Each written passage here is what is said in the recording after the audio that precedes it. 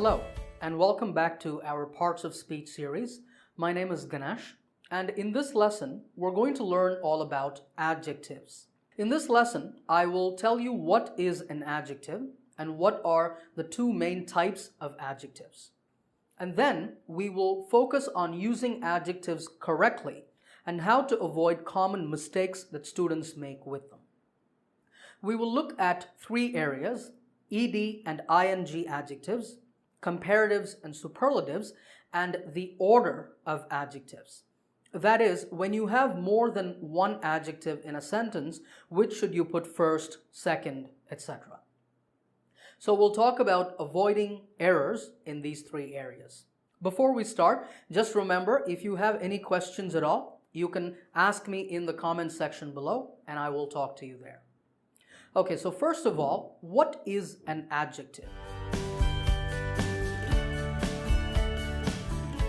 Well, that's easy. An adjective is a word that gives information about a noun or pronoun. In grammar, we say that an adjective modifies a noun or pronoun.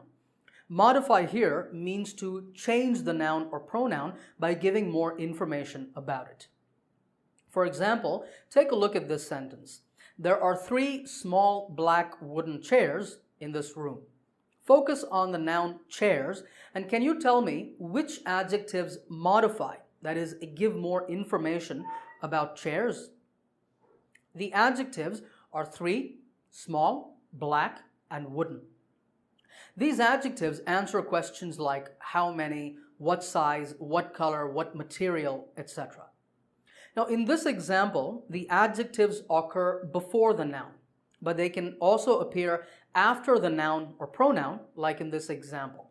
The food was hot and delicious.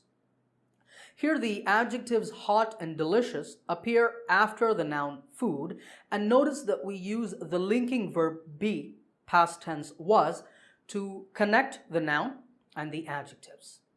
Okay, now that you know what an adjective is, let's talk about the two types of adjectives in English.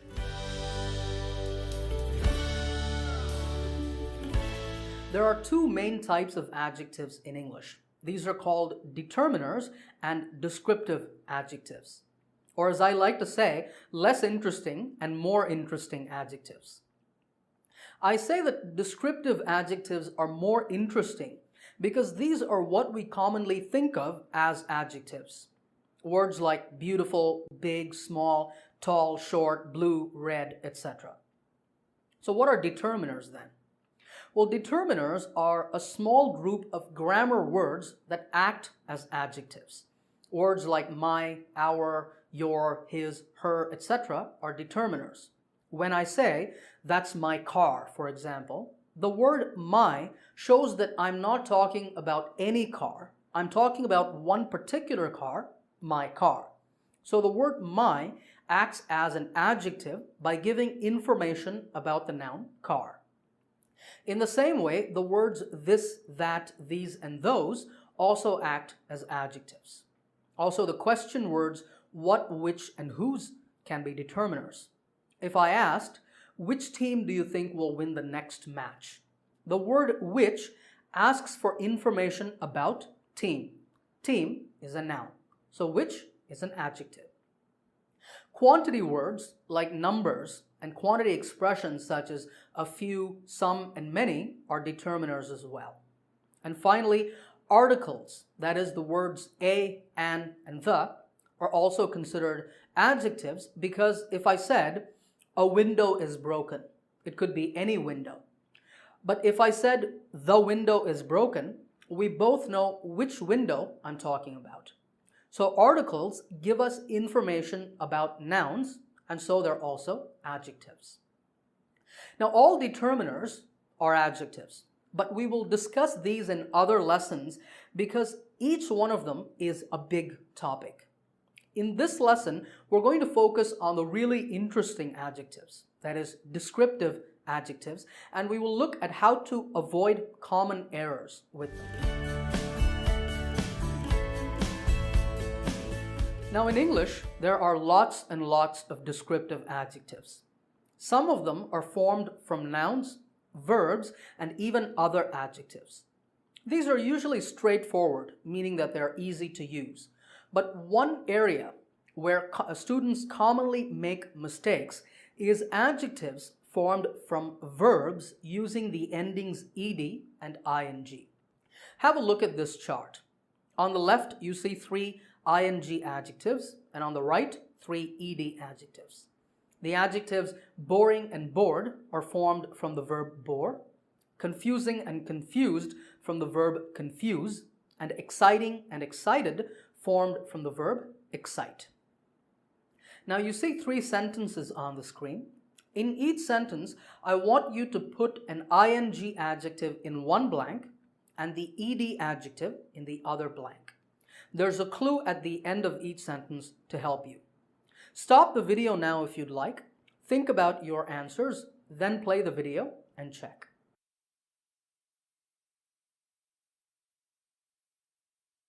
Okay, now before I give you the answers, let's first understand the difference between ed and ing adjectives. The difference is this. Ing adjectives always show cause or reason, and ed adjectives show effect or result. So in the first sentence, my wife and I went to see a movie. The movie was boring, so we were bored. The movie was the reason or cause, and our feeling, bored, was the result or the effect. In the same way in number 2, the students felt really confused because the professor's lecture was so confusing. And in number 3, the story was exciting and the children were excited to hear it. Did you get all of these right? Okay, so just remember that ing adjectives will always express cause and ed adjectives will express effect. Let's now turn to the second area where mistakes are very common, and that is comparatives and superlatives. What are comparatives and superlatives? Well, these are words that help you to compare nouns, people, places, animals, things, etc. And we do that using adjectives.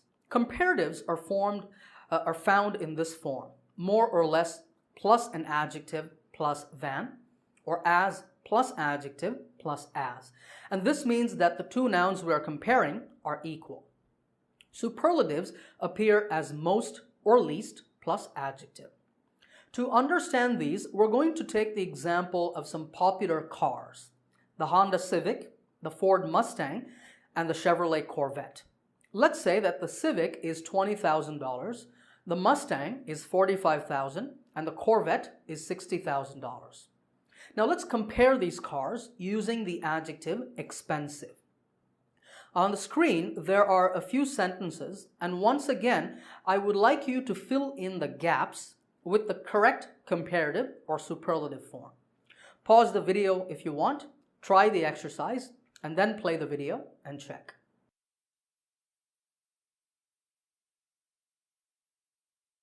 All right, let's look at the answers.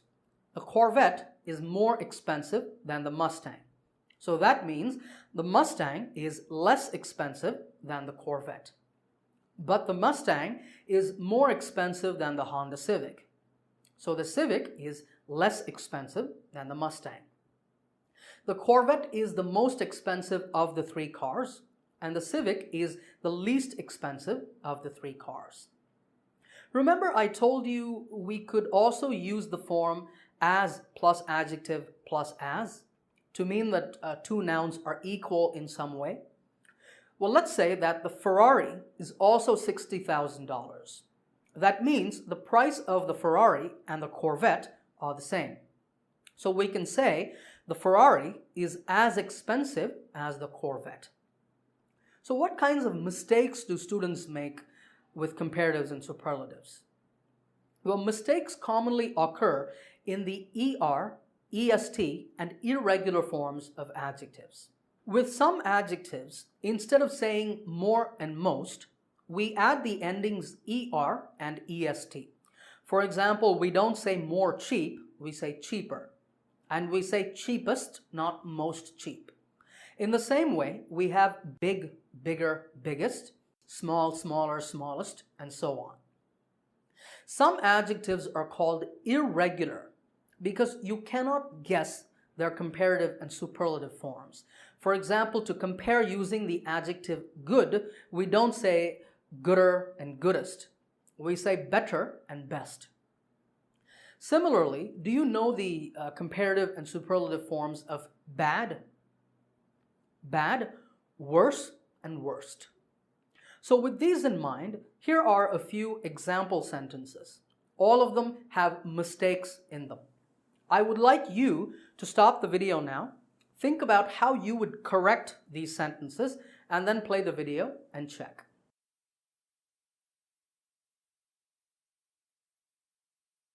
Okay, in the first sentence, the error is that an ER form, taller, is used along with more. Remember that the word taller means more tall. So if you say more taller, that's like saying more tall, which doesn't make sense. So the correct way to say this is to just say Maya is taller than Sarah. Remember that whenever you use an ER form, don't put more before it. In the same way, when you have an EST form, don't put most in front of it. So in number 2, we have an EST form, richest, but we also have most. We'll need to remove that. So Bill Gates is the richest man in the world. In number 3, the problem is slightly different because we have less. We cannot say less easier because, again, easier means more easy. So it's like saying less more easy, which makes no sense. A better way to say this would be learning Korean is more difficult than learning Spanish. Instead, you could also say harder, or even learning Korean isn't as easy as learning Spanish. And finally, what about number 4? Here, the problem is the word beautifulest. Actually, there's no such word. We cannot say beautifuler and beautifulest. The adjective beautiful does not have those forms. Instead, we have to say more beautiful and most beautiful. So this is the most beautiful garden I have ever seen. All right, so remember not to make any of these mistakes.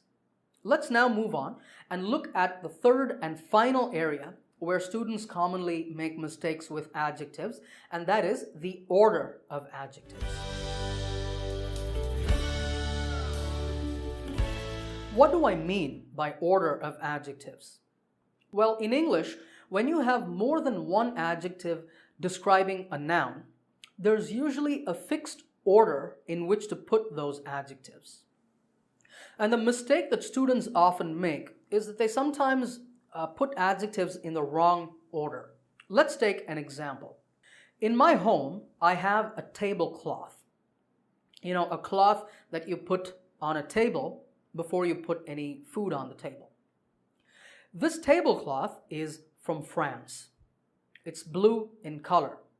It's not very big, it's small. And it's also quite old. It's made from cotton.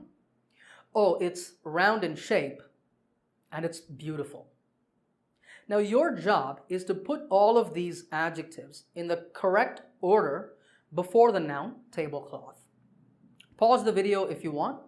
Think about the order and then play the video again and check.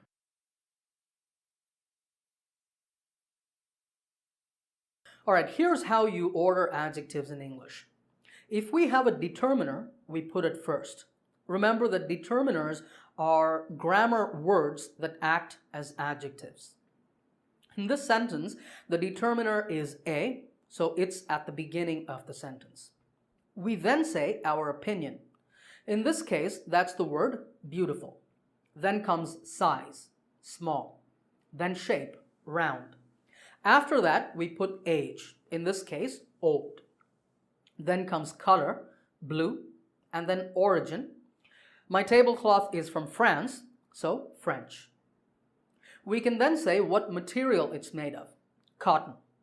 And finally, we can include its purpose if we want. Now, if we were talking about a cleaning liquid, for example, the word cleaning would be its purpose. In the case of the tablecloth, we don't have a purpose, so we don't need to include it. So the final order of adjectives here is: in my home, I have a beautiful, small, round, old blue French cotton tablecloth. Okay, let me say here that it's not very common to have so many adjectives in one sentence, and it's not good because for your listener, it's too much information. But this example was just to show you how we order adjectives in English. So now on the screen, there are a couple more examples. Your job is to put the adjectives in the correct order in each sentence. Stop the video, think about your answer, then play the video again and check.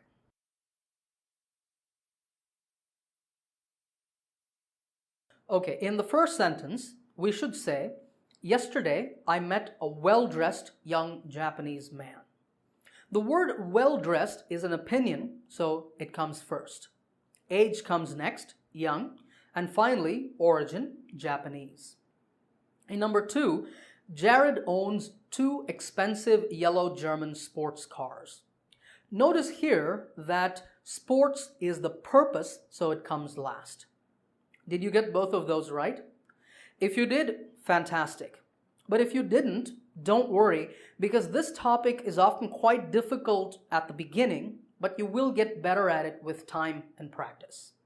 Okay, before we finish this lesson, let's do a quick recap of what we've learned here today. We first learned about the 2 main types of adjectives. Determiners, which are a group of grammar words that act as adjectives, and descriptive adjectives, what we can think of as the real adjectives. Then we looked at ed and ing adjectives. Remember that ing adjectives show cause or reason, and ed adjectives show effect or result. Then we turned to comparatives and superlatives. Do you remember the common errors that we discussed? The errors are using ER forms with more and EST forms with most. Remember not to do that. And finally, we learned the order of adjectives: determiner, opinion, size, shape, age, color, origin, material, and purpose. The error is to mix up this order, so it's a good idea for you to memorize it. All right, I hope you enjoyed this lesson and learned a lot from it. Remember to subscribe to this channel, and I will see you in the next lesson.